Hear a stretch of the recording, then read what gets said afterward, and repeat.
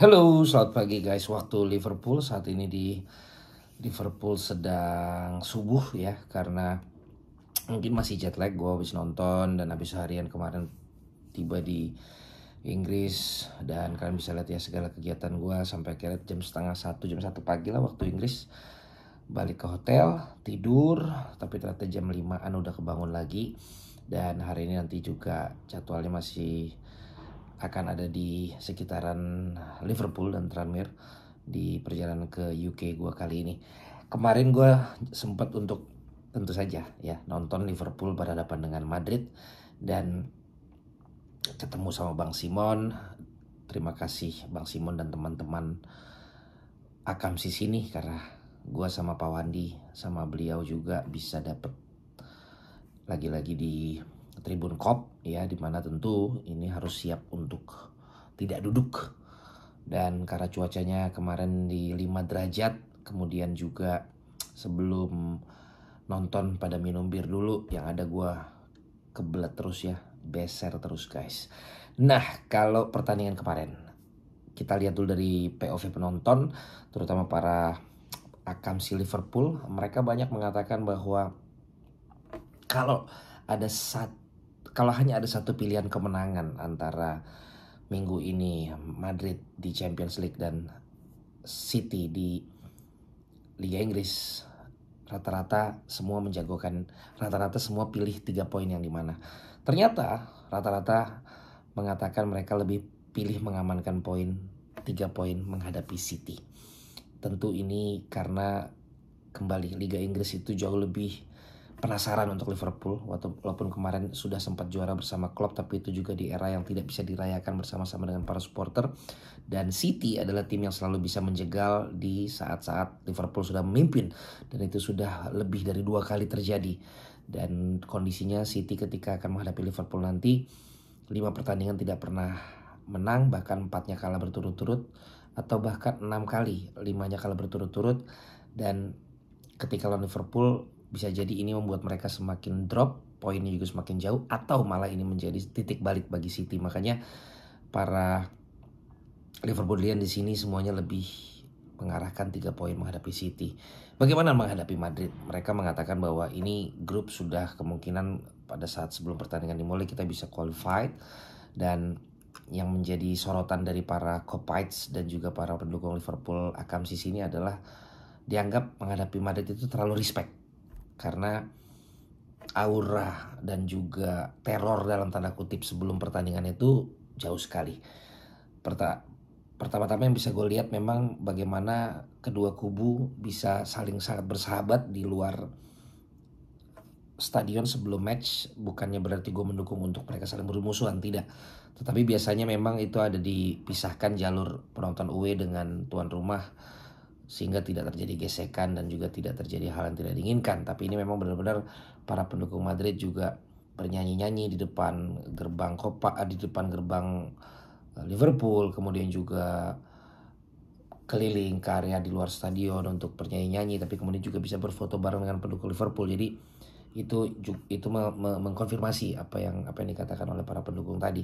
Dan kemudian juga yang kedua, dari sisi sejarah, membuat para penonton Liverpool tidak terlalu yakin, karena kita tahu penjegal utamanya adalah Real Madrid selama ini.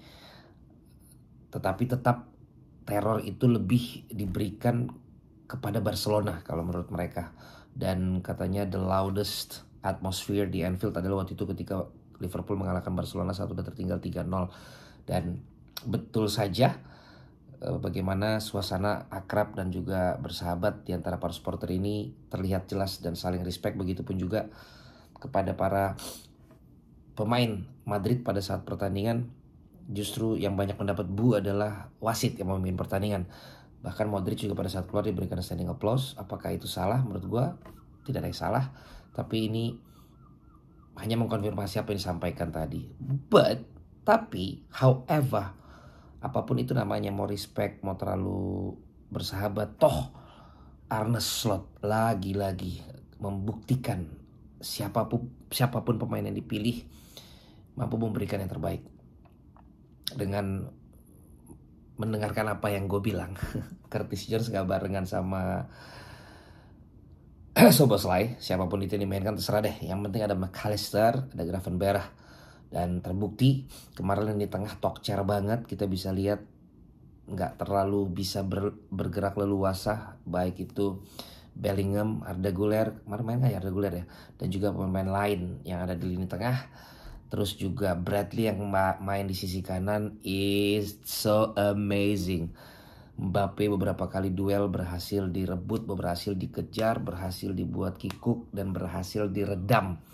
Terlepas dari ada penalti tapi juga tidak gol, Bradley benar-benar berpengaruh semalam. Terbukti ketika dia agak cedera, digantikan oleh Joe Gomez.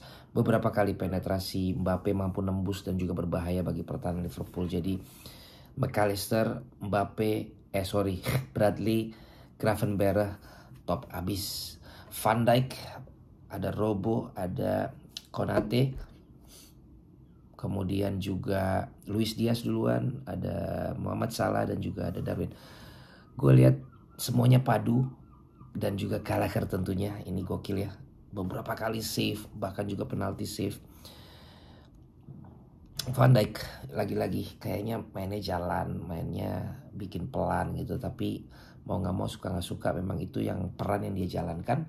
Ada sempat satu kesalahan yang dia buat, hampir saja kembali kecolongan. Tetapi setelah itu penampilannya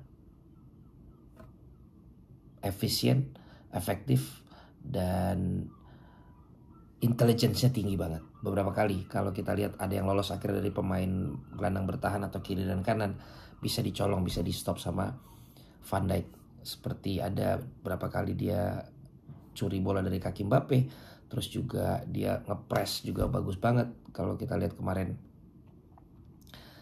para pemain Real Madrid ya, jadi cukup solid. Dan McAllister seperti yang gue bilang, dia ini kalau ditaruh di depan pemain gelandang bertahan, jiwa, umpan-umpan terobosan, umpan visionernya itu keluar. Dan bukan hanya itu, dia juga bisa menjadi game changer, dia bisa menjadi pemain yang justru mencetak gol. Dan kita lihat kemarin berhasil dilakukan ketika Diaz dan Salah terantisipasi ya dari sisi kanan dan dari sisi kiri Real Madrid.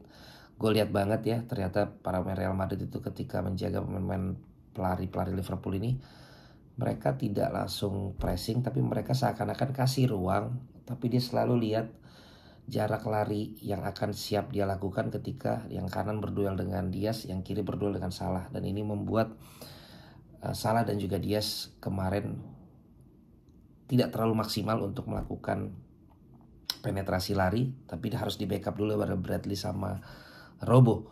Walaupun akhirnya kita lihat transisinya oke, kerjasamanya bagus, lebih jalan menurut gue daripada pertandingan ketika menghadapi Southampton.